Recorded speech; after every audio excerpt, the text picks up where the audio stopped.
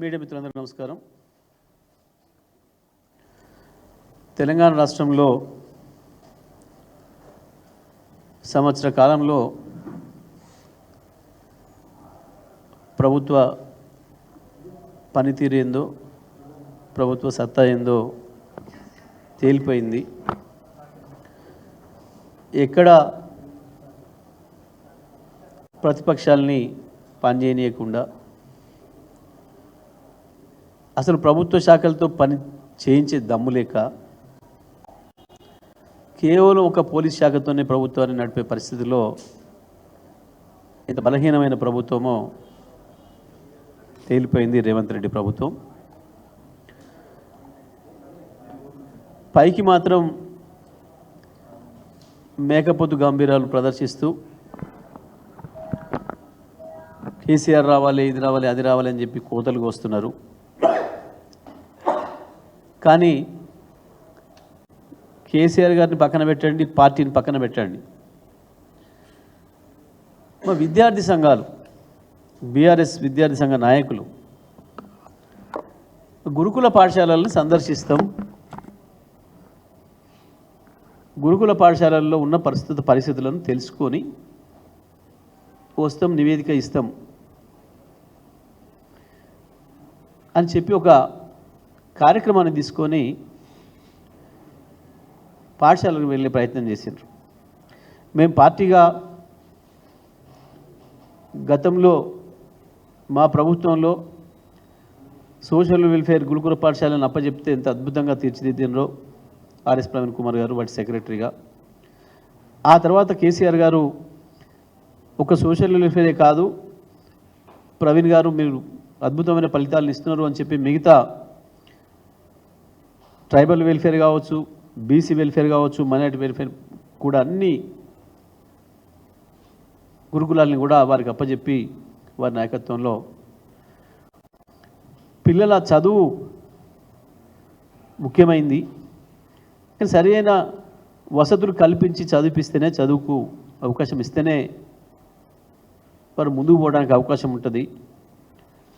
సరైన తిండి లేకుండా, సరైన బట్టలు లేకుండా, సరైన వసతులు లేకుండా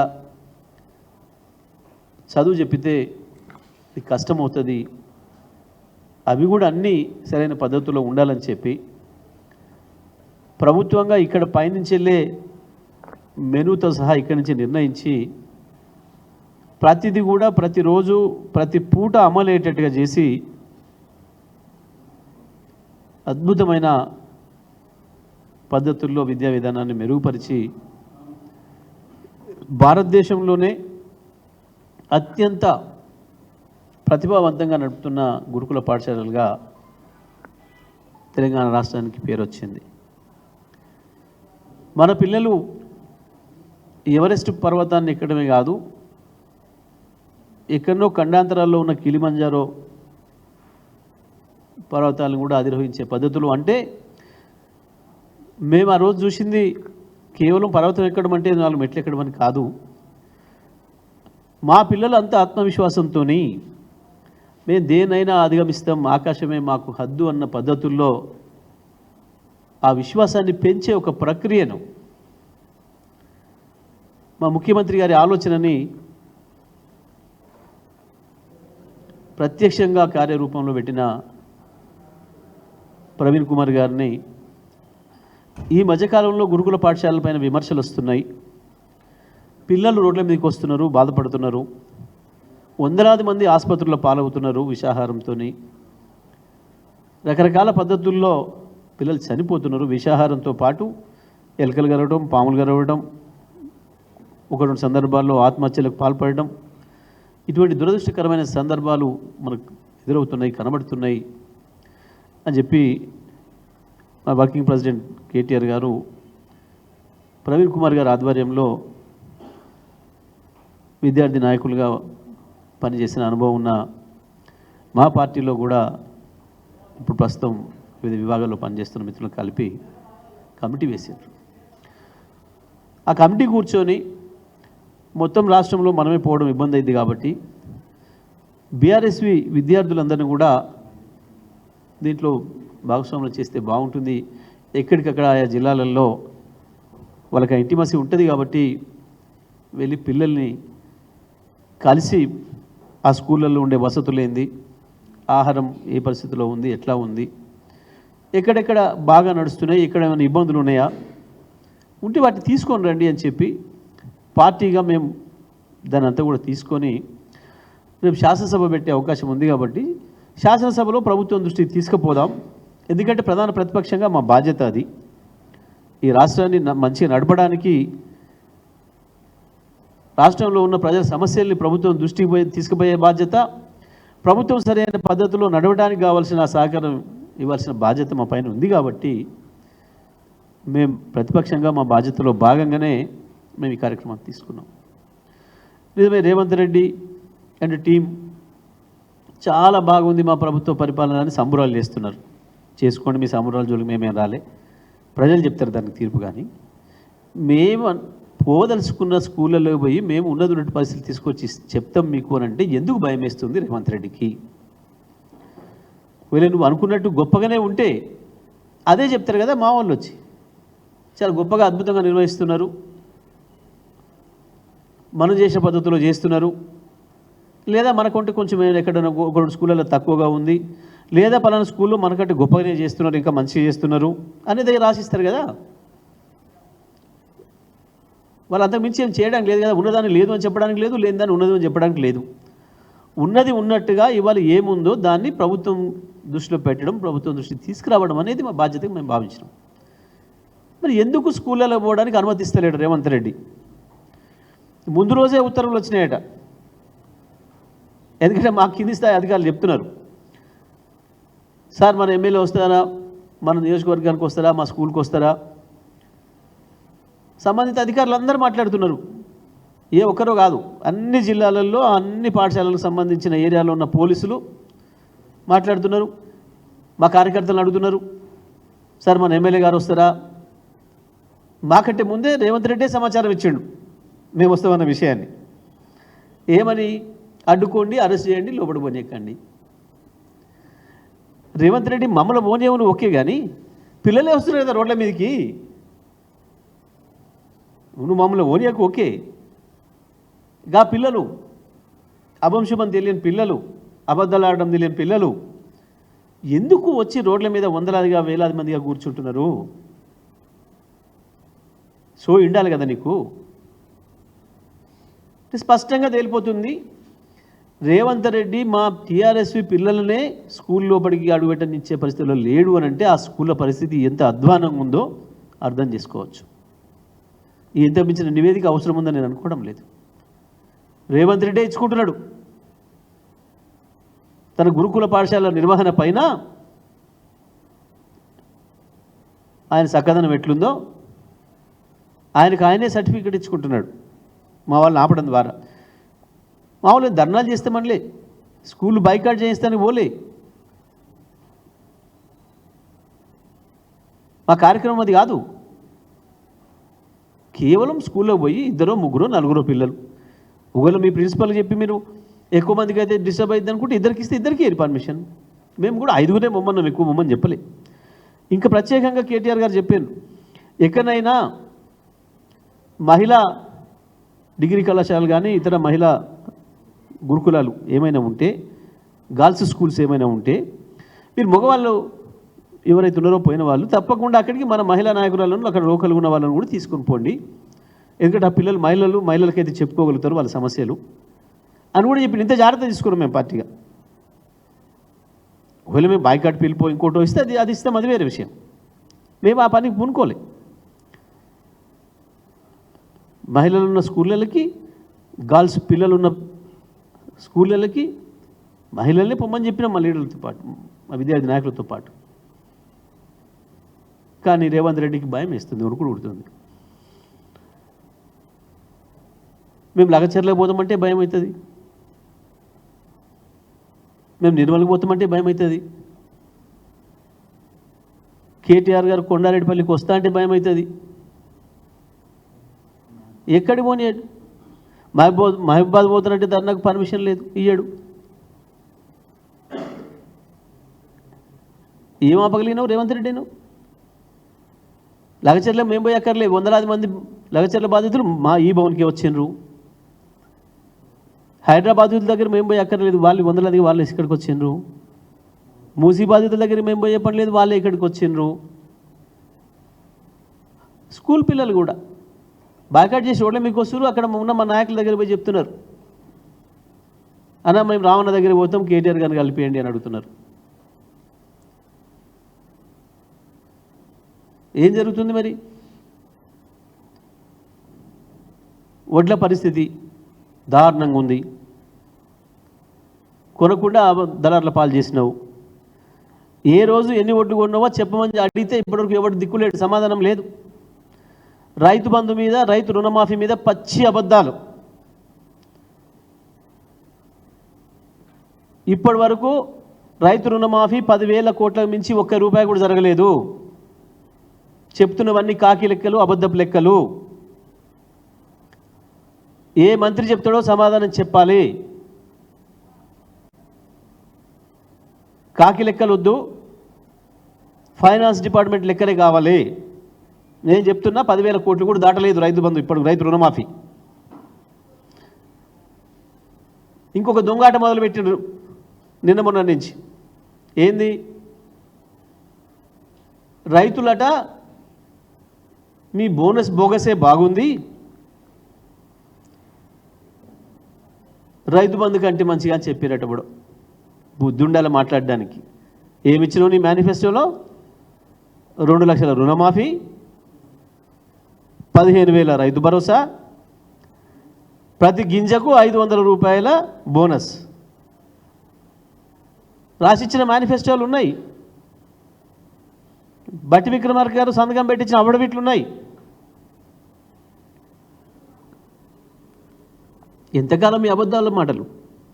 ఎన్ని రోజులని మోసం చేస్తారు ప్రజల్ని?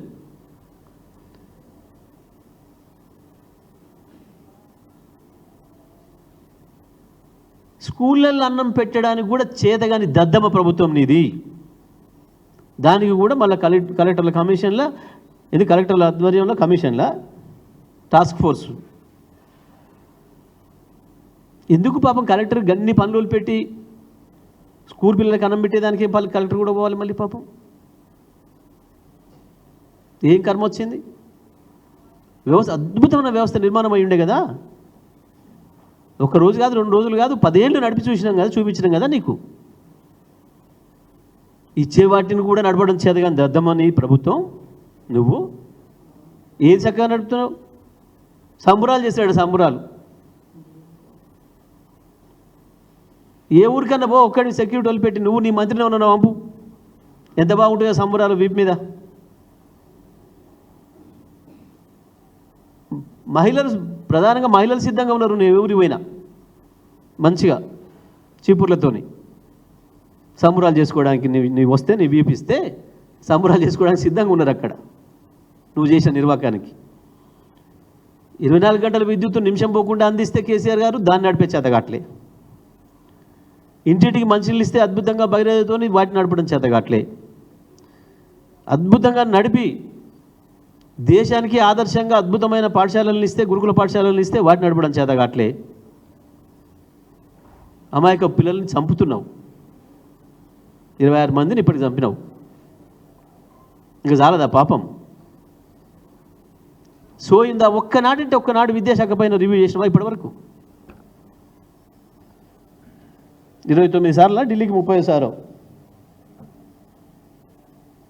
ఏం సాధించడానికి?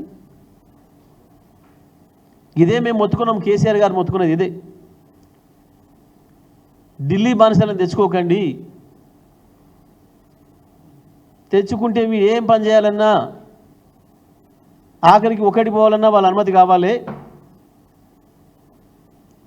ఆలోచించండి, తొందరపడుకుని మళ్ళీ ఢిల్లీ బానిసత్వం పోవద్దు ఈ రాష్ట్రము అని చెప్పాను. అర్థమైపోయింది.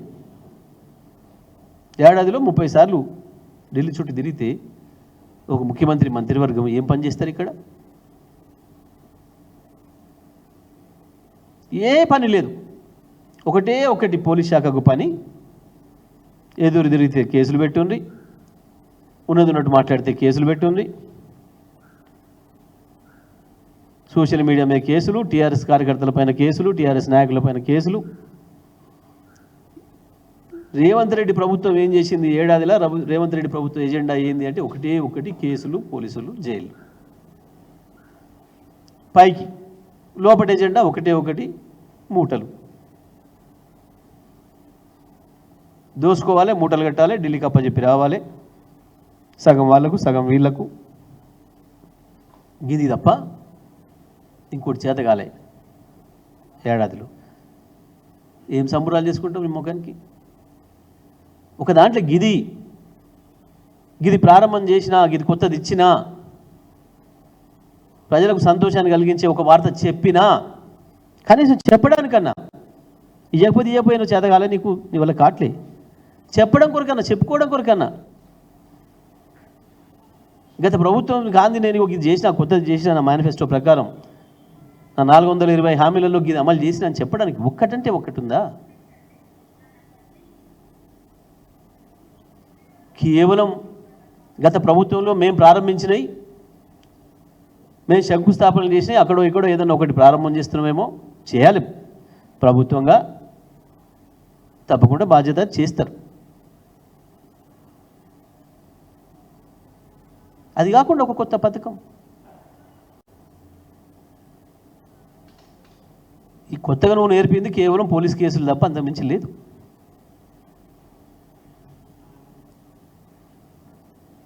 ఒక ఏడాదిలో గిన్ని తిట్లు తిట్టించుకున్నావు మహిళల చేత అడ్డగోలుగా.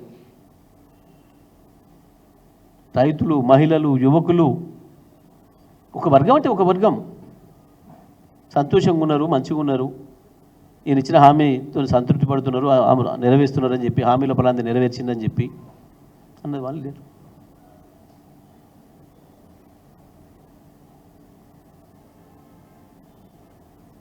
నేను జిల్లాలో అధికారులకు కూడా విజ్ఞప్తి చేస్తున్నా, పోలీస్ అధికారులు కావచ్చు, ఇతర అధికారులు కావచ్చు, తప్పకుండా పాఠశాలల్ని సందర్శించడానికి ఎవరైతే వస్తున్నారో బీఆర్ఎస్పీ విద్యార్థులు అందరికీ అనుమతించండి. మీరు దగ్గరుండైనా సరే, మీకు టైం ఉంటే, ఒప్పుకుంటే, వాళ్ళు పిల్లలతో మాట్లాడేది ఏదో రికార్డ్ చేసుకోండి. మీరు కూడా, మా వాళ్ళు కూడా అదే రికార్డ్ చేసుకొని వస్తారు. కానీ పిల్లలు ఆపుతాం, నిర్బంధం పెడతాం, స్కూళ్ళకు పోనీయమంటే మీ బండారం మీరు బయట పెట్టుకోవడం తప్ప, మీ చేతగాంతనాన్ని, మీ అపరిపక్వతని మీరు నిరూపించుకోవడం తప్ప, రేవంత్ రెడ్డి ప్రభుత్వానికి, రేవంత్ రెడ్డి పని విధానానికి ఆయన సర్టిఫికేట్ ఇచ్చుకున్నట్టు అవుతుంది తప్ప చేతగాట్లేదు, చేయలేకపోతున్నాను ఇంకోటి కాదు. జిల్లా స్థాయి అధికారులు కూడా విజ్ఞప్తి చేస్తున్నాను నేను, ఎక్కడ కూడా మీరు ఆటంకపరచవద్దు. ఎట్టి పరిస్థితులలో బీఆర్ఎస్పీ విద్యార్థులుగా వాళ్ళ బాధ్యత అది. వాళ్ళ తోటి పిల్లలు ఎట్లా ఉన్నారు, ఏమున్నారు అని చూడాల్సిన బాధ్యత వాళ్ళపైన ఉంది. దాని కొరకే వస్తున్నారు. మీరు ఎంత ఆపినా ఉన్నది నివేదిక మాకు వస్తుంది, అందులో సందేహం ఏం లేదు. కానీ అధికారులుగా ప్రవర్తించండి. పోలీసులు కూడా, కింది స్థాయిలో పోలీసు అధికారులు కూడా, పై స్థాయి పోలీసు అధికారులు కూడా చేయలేకుంటాయినరు. దురదృష్టం ఎందుకో. ఎన్నిసార్లు విజ్ఞప్తులు చేసినా ఉపయోగం లేదు, డీజీపీ గారికి కూడా. కానీ ప్రభుత్వం మారుతుందన్న విషయం, మీ ప్రవర్తన పైన విచారణ ఉంటుందనే విషయం కూడా గుర్తుపెట్టుకొని పనిచేయాలని చెప్పి నేను పోలీస్ శాఖతో పాటు అన్ని శాఖ అధికారులకు కూడా విజ్ఞప్తి చేస్తా ఉన్నా.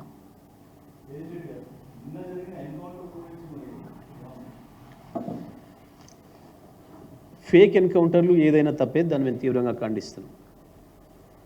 కేసీఆర్ గారు కూడా ఎప్పుడు కూడా వీటిని ఒప్పుకోలేదు. గతంలో మా ప్రభుత్వం ప్రారంభమైన కొద్ది రోజులకే ఒక ఎన్కౌంటర్ అయ్యి ఒకరు చనిపోయిందని చెప్పి తెలిస్తేనే వెంటనే కేసీఆర్ గారు పోలీసు ఉన్నతాధికారులందరినీ కూడా పిలిచి గట్టిగా చెప్పడం జరిగింది. నిజంగా ఒకవేళ అవతల వైపు నుంచి కాల్పులు జరిగి మీకు ప్రమాదం వచ్చిందనుకుంటే తప్ప ఏ పరిస్థితులలో కూడా ఎన్కౌంటర్ అనేది జరగడానికి వీల్లేదు. చట్ట ప్రకారమే పోవాలి. వాళ్ళు ఎవరైనా సరే చట్ట వ్యతిరేకంగా పనిచేస్తున్నారు అని మీరు అనుకున్నప్పుడు చట్టం పరిధిలో మీకున్న అధికారాలను వినియోగించండి, వాళ్ళని కోర్టులో ప్రవేశపెట్టండి, ఆ తర్వాత విచారణ నిర్ణయిస్తే తప్ప ఎవరు ఒప్పు ఎవరు తప్పు అనేది ఎన్కౌంటర్ అనేది ఏ పరిస్థితుల్లో మళ్ళీ జరగడానికి వీలేదు తెలంగాణలో అని చెప్పినరు. ఆ పద్ధతుల్లో 9 సంవత్సరాల్లో ఏ ఒక్క చోట కూడా అటువంటి సంఘటన జరగలేదు. మరి నిన్నటి ఎన్కౌంటర్ కూడా మాకు వస్తున్న సమాచారం ప్రకారం దానిపైన రకరకాల అనుమానాలు వస్తున్నాయి. ఆదివాసీ హక్కుల సంఘాలకు సంబంధించిన మిత్రులు కూడా వచ్చి మా దగ్గర రిప్రజెంటేషన్ ఇచ్చినారు. ఎక్కువగా మా ఆదివాసీలను అణచేస్తున్నారు, ఈ పేరు మీద చంపేస్తున్నారు, దీనిపైన కూడా మాకు అనుమానాలు ఉన్నాయని చెప్పి వారు ఏదో మేము కోర్టులో వేసామన్న మాట కూడా చెప్పినారు.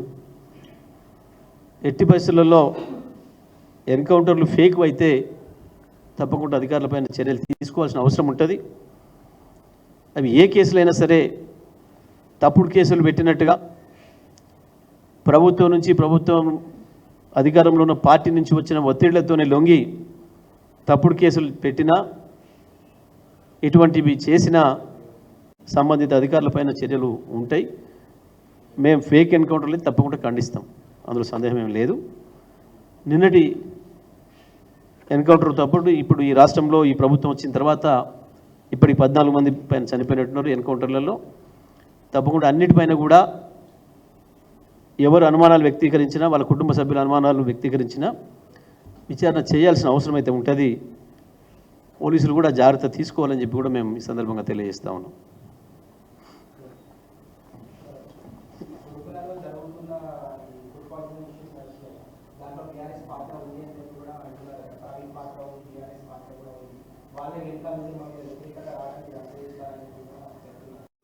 దేంట్లో లేదని చెప్పారు టీఆర్ఎస్ పాత్ర? అన్నింటిలో ఎండ్లోనైనా టీఆర్ఎస్ పాత్రే ఉంది. అసలు బీఆర్ఎస్ పార్టీనే లేకుండా చేసిన, బీఆర్ఎస్ నామరూపాలే లేవు, బీఆర్ఎస్ అడ్రస్సే లేదు అని చెప్తూ ఎండ్లమైనా మళ్ళీ బీఆర్ఎస్ఏ చేసింది అటువంటి దీన్ని ఎట్లా అర్థం చేసుకోవాలి మనం? ఇక కేసీఆర్ లేకుండా చేసినా అని చెప్పే ముఖ్యమంత్రి ఇంకేందో చేసి కేసీఆర్ బీఆర్ఎస్ పార్టీ ఉనికే లేదా అంటుండు. వాళ్ళ దాంట్లో పీసీసీ అధ్యక్షుడు ఒక ఆయన, ఇంకొక మంత్రి ఒక ఆయన, వీళ్ళు మరి లేని బీఆర్ఎస్ అని ఎట్లా చేస్తుంది? అయితే ఒప్పుకో, మమ్మల్ని భయపెట్టిస్తుంది బీఆర్ఎస్ అని ఒప్పుకో, దాని మీద ఏమైనా మాట్లాడదాం. బీఆర్ఎస్ని చూస్తే నాకు వణుకు ఉడుతుంది, నిద్ర పడతలేదు అని చెప్పు, దాంట్లో మాట్లాడదాం. కానీ ప్రతి దాంట్లో బీఆర్ఎస్, మరి బీఆర్ఎస్ఏ చేస్తే చేత కాదా నీకు? అంత దద్దమల మీరు? మీ పోలీస్ డిపార్ట్మెంట్ ఏం పని చేస్తుంది? మీ ఇంటెలిజెన్స్ ఏం పని చేస్తుంది? మీ ఎస్బీ ఏం పని చేస్తుంది? మరి మీ ఇతర శాఖల అధికారులు ఏం పని చేస్తున్నారు? అన్ని బీఆర్ఎస్ పార్టీ చేస్తే అంటే మొత్తం స్కూళ్ళను బీఆర్ఎస్ నడుపుతుందా, ప్రభుత్వం నడుపుతుందా? భోజనం సప్లై చేసేది నువ్వు. ఒకవేళ నేను నడుపుతలేను, బీఆర్ఎస్ నడుపుతుంది ప్రభుత్వాన్ని అంటే దామే మాట్లాడతా. ప్రభుత్వాన్ని మేము నడుపుతలేము, బీఆర్ఎస్ నడుపుతుంది అని అంటే మా మీద ఆరోపణ చేయొచ్చు. ప్రభుత్వం నువ్వు నడుపుకుంటూ ఏంది వాళ్ళ చేతగానితనాన్ని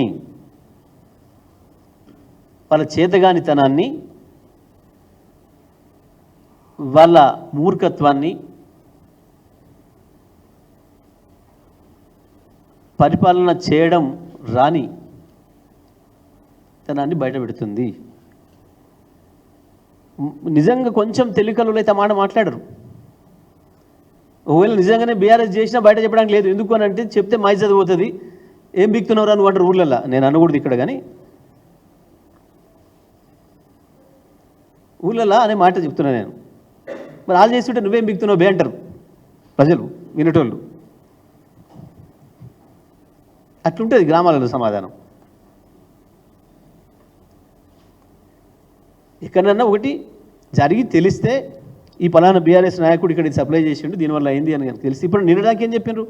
ఒకనే కుర్కురీలు తింటే అయిందన్నారు, ఓ రోజు మీ ఇంటికాంచెల్లి బెల్లపల్లి తెచ్చుకొని తింటే అయిపోయిందన్నారు, ఓ రోజు ఇంకొంచెం తెచ్చి పెట్టుకుంటే జేబులో పెట్టుకుంటే చెలకలు కరిచినాయి అన్నారు. పాము ఎందుకు వచ్చిందా అంటే అందులో ఎవరో ఏదో పాములు ఆడిచ్చాను కాబట్టి వచ్చిండు అన్నారు. ఎలుకలకు మేమే, పాములకు మేమే, కురుకురీలకు మేమే, బెల్లపల్లకు మేమే, అన్నిటికీ బీఆర్ఎస్ఏ కారణం. ఇవన్నీ బీఆర్ఎస్ఏ పంపించిందా హాస్టళ్ళకి? సిగ్గుండాలో మాట్లాడడానికి కొంచెమన్నా. బేలతనం, పరిపాలన చేయడం చేతగాంతనం, దాని నుంచి మాట్లాడుతున్నారు. అన్నిటికీ మించి ముఖ్యమైన కారణం ఏంటంటే అన్ని శాఖలకు మంత్రులను పెట్టకపోవడం అనేది పెద్ద నష్టం. వాస్తవానికి విద్యాశాఖ ఎట్టి పరిస్థితులలో ఒక ప్రభుత్వం నడవాలంటే మొదలుగా ఉండాల్సింది విద్యాశాఖ మంత్రి.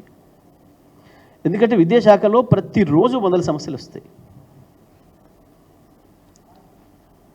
ప్రతిరోజు మంత్రితో మాట్లాడాల్సిన అనేకమైన విషయాలు ఉంటాయి. విద్యాశాఖ మంత్రికే ఎక్కువ పని ఉంటుంది. విద్యాశాఖ మంత్రికి ఎక్కువ విజిటర్స్ ఉంటారు, అధికారులే. ఎందుకంటే అనేకమైన యూనివర్సిటీలు, అనేకమైన విభాగాలు, డిగ్రీ కళాశాలలు, జూనియర్ కళాశాలలు, పాఠశాలలు, టెక్నికల్ కళాశాలలు, ప్రొఫెషనల్ కళాశాలలు అనేకమైనవి.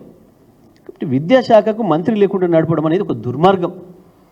ఈ కొంతమంది ప్రొఫెసర్లను చూస్తే నాకు బాధ కలుగుతుంది. గతంలో మాట్లాడిన వాళ్ళు ఇంత పెద్ద మేము మేధావులమని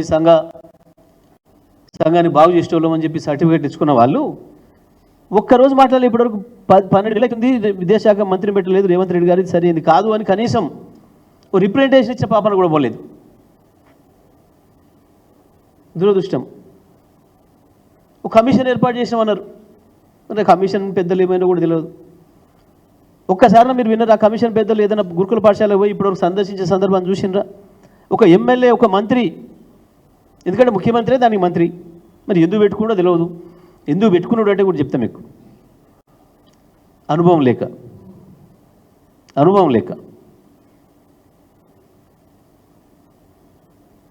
మా మంత్రివర్గ ఏర్పాటు అడుగు మొదటి రోజు నాకు సార్ విద్యాశాఖను ఆఫర్ చేసినప్పుడు, అన్న చాలా పెద్ద పని ఉంటుంది, నేను మొదటిసారి మంత్రిని అవుతున్నా, చాలా పెద్ద పని ఉంటుందని చెప్పినారు, కష్టమవుతుందేమో అని చెప్పి నేను రిక్వెస్ట్ చేసిన. నాకు పొలిటికల్ వర్క్ ఎక్కువ అవసరం ఉంటుంది నల్గొండలో, ఏదైనా కొంచెం పని తక్కువ ఉండే శాఖ నాకు బాగుంటుంది అని చెప్పి నేను రిక్వెస్ట్ చేసిన. సార్ నాతో చెప్పిన మొదటి మాట, ఏది ప్రభుత్వం మొదలైందంటే ప్రతి క్షణం మొదలయ్యేది ఈ శాఖతో అవుతుంది, కాబట్టి మంత్రి ఉండి తీరాలి, కొద్ది రోజులు ఉండు నువ్వు, నేను మళ్ళీ కొత్త వాళ్ళని తీసుకునే అవసరం ఉంటుంది, అప్పుడు మారుస్తా కానీ ఇమీడియట్గా అయితే తీసుకోద్ది దీన్ని అన్నమాట. అంటే కేసీఆర్ గారికి అంతగా తెలుసు ప్రభుత్వం అంటే ఏంది, ప్రభుత్వం ఎట్లా నడపాలి, ప్రభుత్వంలో ఏం చెయ్యాలి అనే విషయం. వీళ్ళకి అది సోయి లేదు. అసలు సమాజం ఏంది, ప్రజలు ఏంది, ప్రభుత్వం ఏంది, ప్రభుత్వ పరిపాలన యొక్క ప్రభావం ఎంత ఉంటుంది ప్రజల మీద, ప్రజల జీవితాల మీద అన్న సోయిన వాడు ఎవడు లేడు దాంట్లో. ముఖ్యమంత్రికి ఎప్పుడు ఏది తెలియదు ప్రజలకు సంబంధించి. ముఖ్యమంత్రి విద్య వేరు, ముఖ్యమంత్రి ఆచరణ వేరు, ముఖ్యమంత్రి పని వేరు.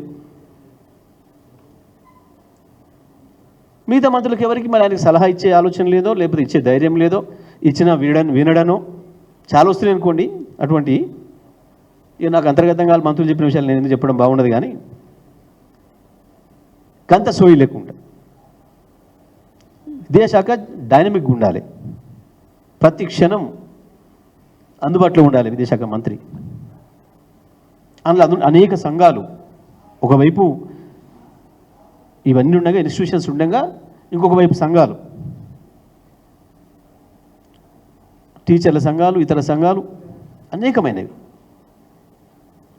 విద్యాశాఖ 24 గంటలు హోంశాఖ కంటే కూడా ఇంకా ఎక్కువ దృష్టి పెట్టి పనిచేయాల్సింది, ఎక్కువ కష్టపడి పనిచేయాల్సింది విద్యాశాఖ మంత్రి. ఒక ముఖ్యమంత్రి దగ్గర విద్యాశాఖ ఉంచుకోవడం అనేది ఒక మూర్ఖత్వం వాస్తవానికి చెప్పాలంటే.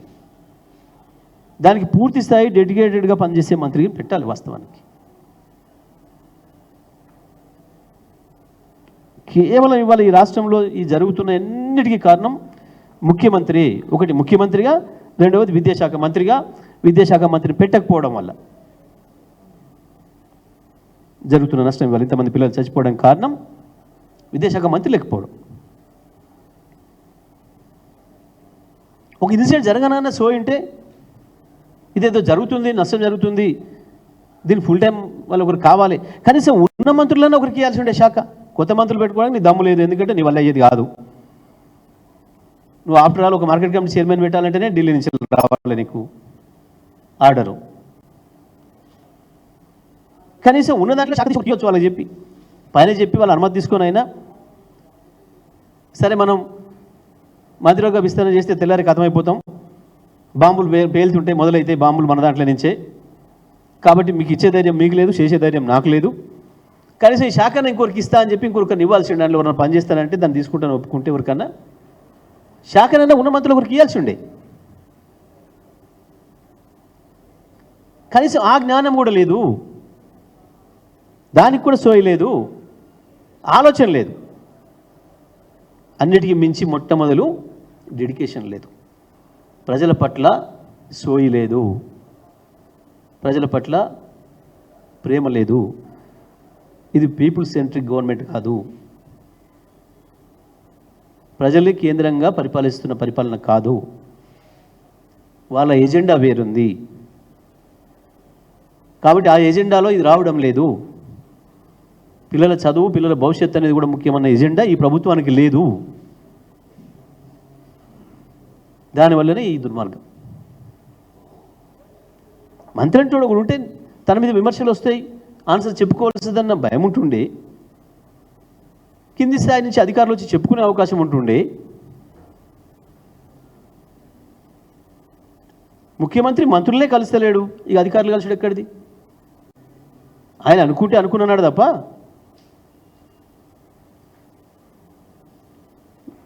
ఎక్కడొచ్చి చెప్తారు విదేశాఖ అధికారులు? ఈయనకి విదేశాఖ సెక్రటరీ కలడమే కష్టం ముఖ్యమంత్రిని. కాబట్టి ఈ జరుగుతున్న అన్నిటికీ కారణం ముఖ్యమంత్రి, అందులో సందేహం లేదు. ఇప్పటికైనా సోయి తెచ్చుకొని ఓ విదేశాఖ మంత్రిని పెట్టి, నేను సలహా ఇస్తున్నా, ఉన్న దాంట్లో ఒకరికి మంత్రివర్గ విస్తరణ నీతో అయ్యే పని కాదు, ఇట్ ఇస్ క్లియర్. ఇస్తే పేలే బాంబులు ఏందో మీ అందరికీ తెలుసు, కావాలని ఇక పోలేరు. బాంబులు వేస్తాం అన్నారు, కానీ బాంబులు వాళ్ళ దాంట్లో వాళ్ళే వేసుకుంటే మొదలవుతుంది, దానివల్ల చేయలేరు. కనీసం మరి ఇవాళ రేపు ఢిల్లీ పోతున్నట్టుండి ఇలా పోయిండా ఉన్నాడో, పోతే ఢిల్లీ పోగానే దీనికన్నా పర్మిషన్ తీసుకొని విదేశాఖ వేరే మంత్రి కోరికి ఇస్తా, నీకు మంచి నీ మంత్రి కాకపోతే నీకు కోపం ఉన్న మంత్రికి, నీకు వడనోళ్ళ కోరికండి డిప్యూటీ సీఎంకో లేకపోతే ఇంకొకరికండి, నీ వడనోళ్ళకి ఒకరికి వాళ్ళ పేరు మీద పోనిద్దు, ఇది వీళ్ళు ఇళ్ళనే ఫెయిల్ అయ్యారు, రేపు ముఖ్యమంత్రి వద్దు నాకు పోటీకి వస్తారని వాళ్ళకని తెలివి ఉండాలి కదా కొంచెం, మన పరిపాలన ఇష్టప్పుడు కాసు అయినా ఉండాలి కదా. అదన్నా చేయి, మరి రేపు ఢిల్లీ నుంచి అదన్నా పర్మిషన్ తీసుకొని వచ్చి మేము వాళ్ళంటే పడతాం, ఇక పిల్లల గురించి కొట్లాడతాం.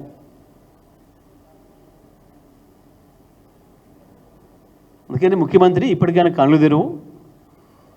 ఏదో బీఆర్ఎస్పీ పిల్లల్ని స్కూల్లో పోకుండా ఆపగలుగుతామేం కానీ 2 రోజులు, కానీ పిల్లల ఆగ్రహాన్ని ఆపలేవు, పిల్లల తల్లిదండ్రుల ఆగ్రహాన్ని ఆపలేవు. ఇలా నిన్న గురుకులాలు పెట్టిన మొదటి రోజు నుంచి ప్రతి ఆదివారం తప్పకుండా తల్లిదండ్రులు వచ్చి పిల్లల్ని కలుసుకునే అవకాశం ఉంటుంది. నిన్న దాన్ని కూడా రద్దు చేసేసారు, నిన్న. గంత భయం అంటే పిల్లల్ని కూడా జైల్లో వేస్తారా?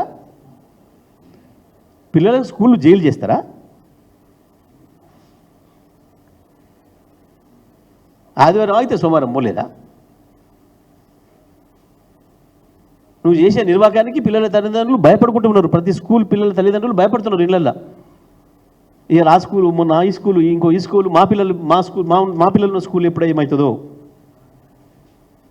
అన్న ఆతృతతో ఉంటున్నారు. ఎప్పుడు ఏం వార్త తినాల్సి వస్తుందని భయపడుతున్నారు మొత్తం లక్షలాది మంది గురుకుల పాఠశాల విద్యార్థుల తల్లిదండ్రులు. ఎందుకు ఇంత హింస పెడుతున్నావు మానసికంగా పిల్లల తల్లిదండ్రుల్ని? ఒకవైపు హైడ్రాతోని ఏడిపించినావు, ముసితోని ఏడిపించినావు, హైదరాబాద్ను లగచర్లతోని దిలావర్పూర్తోని అట్లా ఏడిపించినావు.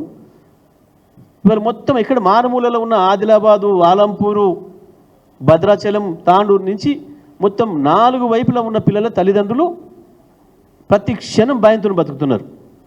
ఏ నిమిషం ఎక్కడ వార్త వస్తుందో, మా పిల్లలు ఉన్న స్కూల్ నుంచి వెళ్ళి ఎప్పుడు వార్త వస్తుందో విషాహారంతో. ఇంత జరుగుతుంటే సోయి లెక్క దేనికి పోయిండు బీఆర్ఎస్ పిల్లలు? నీ కళ్ళు తెరిపించడానికి నివేదికను తీసుకొచ్చి మా నాయకుల ద్వారా రేపు శాసనసభలో పెట్టడానికి, చూపించడానికి చేసే ప్రయత్నం, రాష్ట్రాన్ని బాగు చేసుకుందామన్న ప్రయత్నం, స్కూల్ పిల్లల్ని బతికించుకుందామన్న ప్రయత్నం మా బీఆర్ఎస్పీ నాయకులు చేస్తుంది. ఇప్పటికైనా విజ్ఞప్తి చేస్తూ ఉన్నా, రేవంత్ రెడ్డి కళ్ళు తెరుచుకొని ఇమ్మీడియట్గా విదేశాఖకు ఒక మంత్రిని అపాయింట్ చేయి, డెడికేటెడ్గా పనిచేసే ఒక మంత్రిని పెట్టు. దాంతో పరిస్థితులు ఏమైనా చక్కబడతాయేమో అనేది మా ఆశ. స్కూల్ పిల్లల తల్లిదండ్రులందరి తరఫున మేము ఈ విజ్ఞప్తి చేస్తూ ఉన్నాం. Thank you.